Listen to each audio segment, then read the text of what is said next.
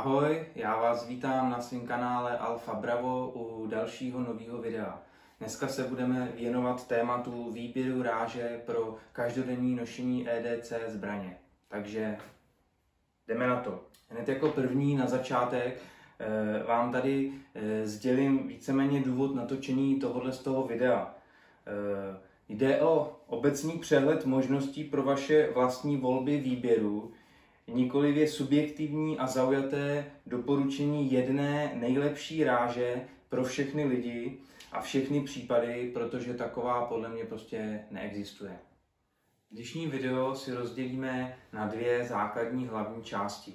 Na část technickou a na část praktickou. Takže začneme tou částí první, technickou. Ta bude taková víc o číslech a o hodnotách těch jednotlivých nábojů.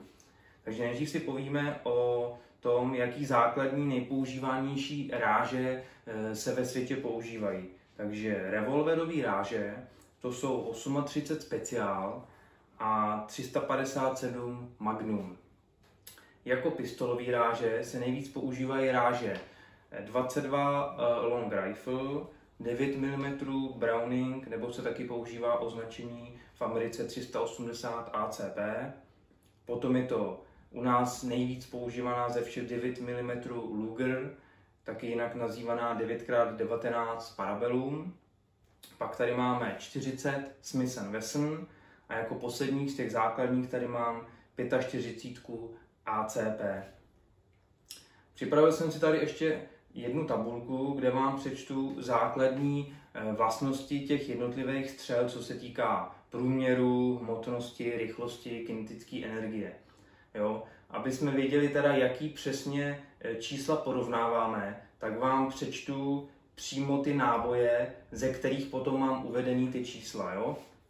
Takže pro revolverovou ráži 38 Special to bude náboj 147 gramů značky Cornborn FME, což znamená Full Metal Jacket, celoplášťová střela. Pro revolverovou ráži 357 Magnum jsem vybral náboj 158 gramů značky Federal JHP Jacket Hollow Point, což je celoplášť s dutou špičkou. A z pistolových ráží je to ráže 22 LR 40 gramů Federal Solid, což je celoolověná střela. 9 mm Browning jsem vybral 95 gramů Federal FMEčka. Z 9 mm Luger jsem vybral 124 gramů Federal FMEčka. Ze 40 Smith & Wesson 165 gramů Federal FMEčka a jako poslední 45 ACP 240 gramů Winchester FME. Tak, tohle jsou teda náboje, u kterých budeme teď v té tabulce porovnávat ty jejich jednotlivé vlastnosti. Takže jako první si přečteme průměr těch jednotlivých projektilů, těch střel, jo, té kulky. Takže 38 Special je 9,1 mm, 357 Magnum to samý, 9,1 mm, 22 LR 5,7 mm, 9 mm Browning 9 mm, 9 mm Luger taky 9 mm, 40 Smith & Wesson 10,2 mm a 45 ACP 11,5 mm. Tak to byly průměry. Teď hmotnost těch střel. 38 Special má 9,5 gramů, 357 Magnum má 10,2 gramů, 22 LR má 2,6 gramů, 9 mm Browning je 6 gramová střela, 9 mm Luger je 8 gramová střela, 40 Smith & Wesson je 10,7 gramů projektil a poslední 45 ACP má 15 gramů. Pak tady máme rychlost střely. 38 Special 270 metrů za vteřinu, 357 Magnum 380 metrů za vteřinu, 22 Long Rifle má 370 metrů za vteřinu, 9 mm Browning 300 metrů za vteřinu, 9 mm Luger 350 metrů za vteřinu, 40 Smith & Wesson 340 metrů za vteřinu a jako poslední 45 ACP létá rychlostí 255 metrů za vteřinu. A jako poslední si tady přečteme kinetickou energii těch jednotlivých střel. Takže 38 speciál 358 joulů, 357 Magnum má 731 joulů, 22 Long Rifle 178 joulů, 9 mm Browning 275 joulů, 9 mm Luger 494 joulů, 40 Smith & Wesson 635 joulů a poslední 45 ACP 483 joulů.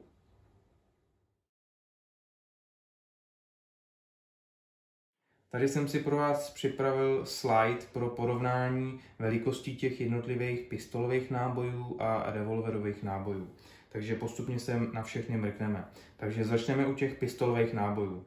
Jako první tady máme nejmenší 22 Long Rifle, další 9 mm Browning neboli 380 ACP, což znamená Automatic Colt Pistol, 9 mm Makarov, 9 mm Luger, 40 Smith & Wesson, což je teda ten rozměr je v palcích, tohle to jsou milimetry a to je 0,40 palců.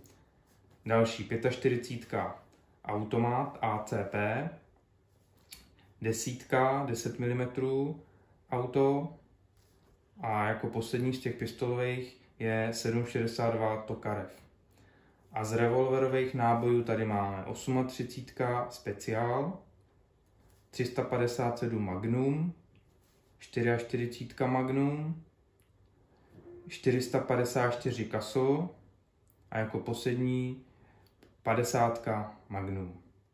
Na tom obrázku si ukážeme, jak vypadají jednotlivý vstupní otvory a výstupní otvory po těch jednotlivých rážích. Takže tady máme zleva od těch největších kalibrů doprava až po těch nejmenší. Je to teda v měřítku 1:1. To znamená, takhle vypadá vstupní díra po projektilu 45, takhle například po 38 a tady ta nejmenší je po vniknutí kulky ráže 22 Long Rifle. No a na druhé straně při výstupu z té masy, z té hmoty, je to zase z druhé strany, ta nejmenší 22 vypadá takhle ta výstupní díra, tady například 357, to vypadá takhle, tady máme 9 mm Luger a ta největší samozřejmě zase 45. Jo? No a pro nejlepší představu a pro porovnání jsem si tady ty základní náboje teda připravil, takže si některý z nich ukážeme ve své životní velikosti. Takže jako první tady máme náboj 38 speciál do revolveru, jako další je náboj 40 Smith & Wesson, jako třetí je 9 mm Luger, čtvrtý je 9 mm Browning a jako poslední tady máme 22 Long Rifle. Jo, takže vidíme tady to porovnání této revolverové ráže oproti například téhle 22.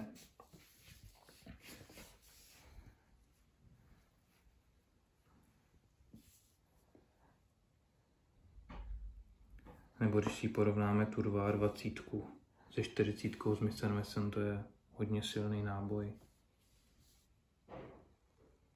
Jo. Takhle. Pak se tady můžeme ještě porovnat 9 mm obě dvě. Tady máme Luger a tady máme Browning 380 ACP.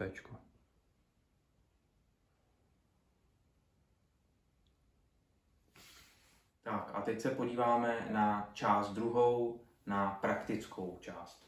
Takže za prvý kalibr versus velikost, váha zbraně a její printing. Subtilnost nositele. Když si budeme vybírat tu ráži, tak budeme samozřejmě přemýšlet nad tím, že když si budeme vybírat velkou ráži, tak ta zbraň bude z největší pravděpodobností vždycky větší než zbraň, která bude mít nějakou menší ráži. To znamená, že předpokládám, že když budete vážit 50-60 kg, tak asi si nebudete chtít pro každodenní nošení zbraně vybírat nějakou ráži 45, což neříkám, že nebudete dělat, ale z největší pravděpodobností takový 50-kilový člověk s nějakou zbraní 45 s Coltem třeba 1911 to nebude mít asi při každodenním životě tak jednoduchý, jako s nějakou malou zbraní, nějakým mikrokompaktem například. Jo, to znamená přemýšlet nad tím, když budu tu ráži vybírat, že se to odvíjí od toho, jak ta zbraň potom bude de facto velká, jak bude těžká.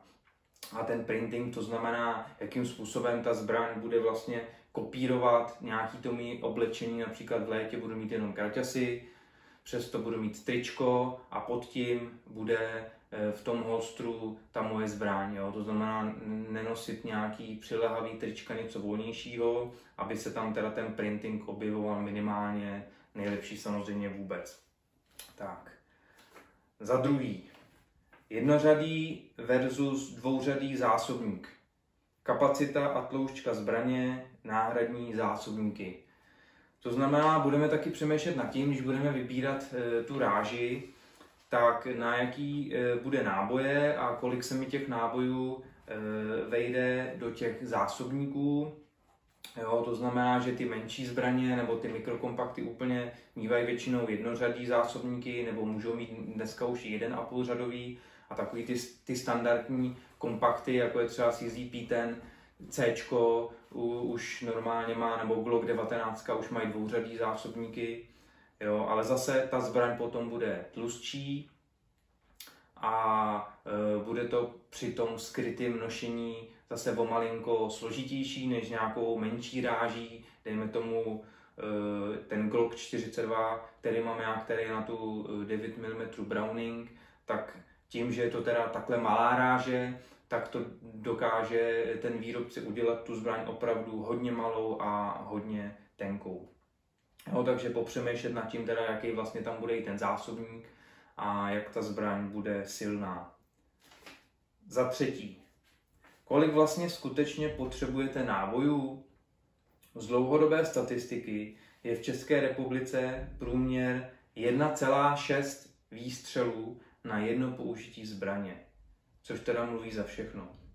Za kalendářní rok se stane několik málo případů, o kterých se veřejnost dozví. V naprosté většině případů totiž samotné ukázání zbraně stačí k tomu, aby se pachatel stáhnul. Tato naprostá většina případů se ale nikdy v médiích neobjeví, protože se při nich nestřílí a neteče žádná krev. Většina případů použití střelné zbraně v nutné obraně se neobjeví ani v policejních statistikách. Použití zbraně je totiž nutno hlásit teprve až tehdy, dojde-li k vlastní střelbě. Tak, jdeme dál. Za čtvrtý.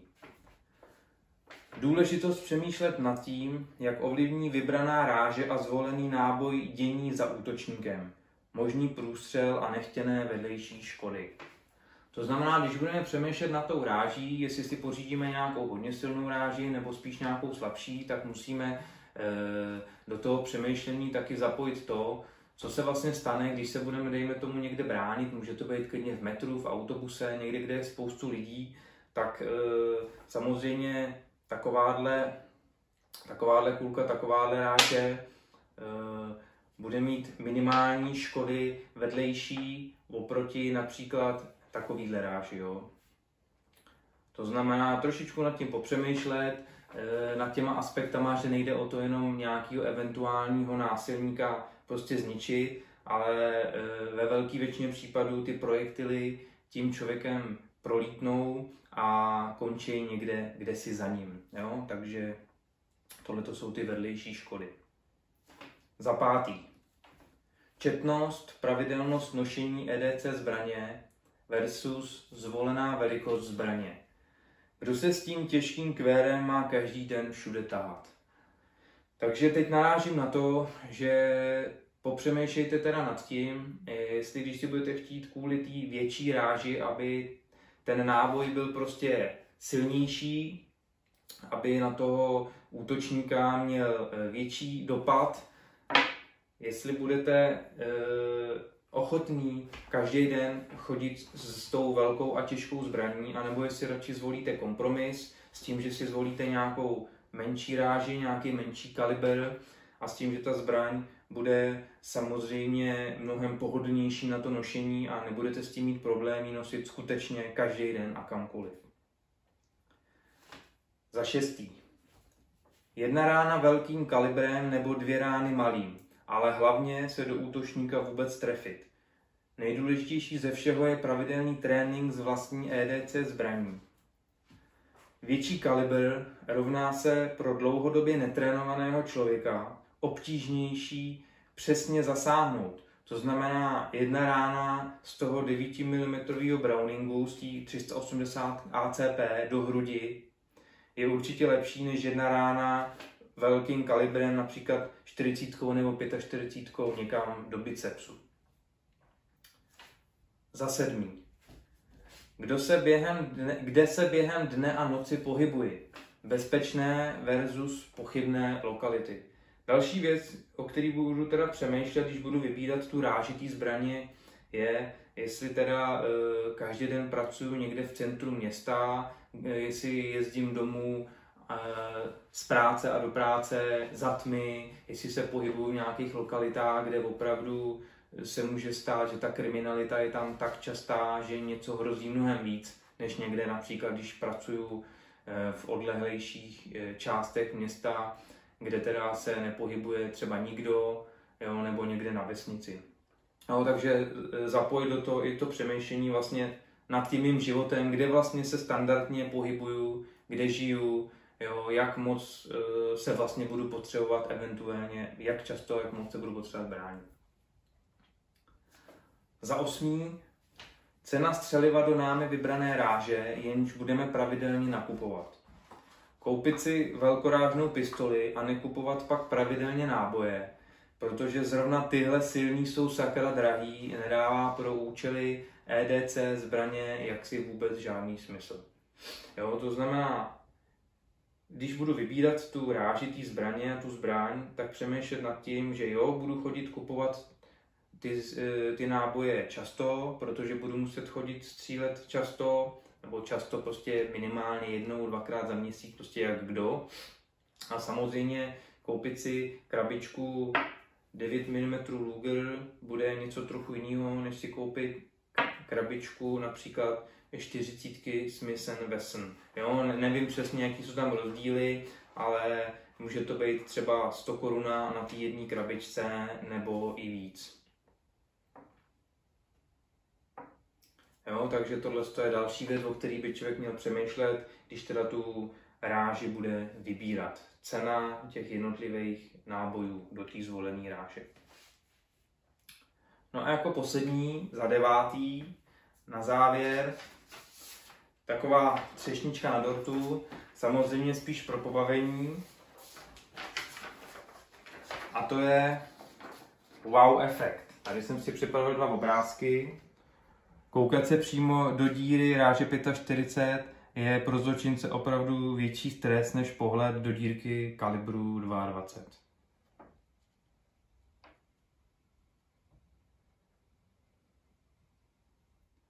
No a to by bylo pro dnešek všechno. Doufám, že vám tohleto video pomůže nějakým způsobem líp se orientovat v rážích nabízených zbraní a že si vyberete takovou, která bude vyhovovat vašim požadavkům co nejlíp. Takže těším se příště na svém kanále Alfa Bravo u dalšího videa. Mějte se a ahoj!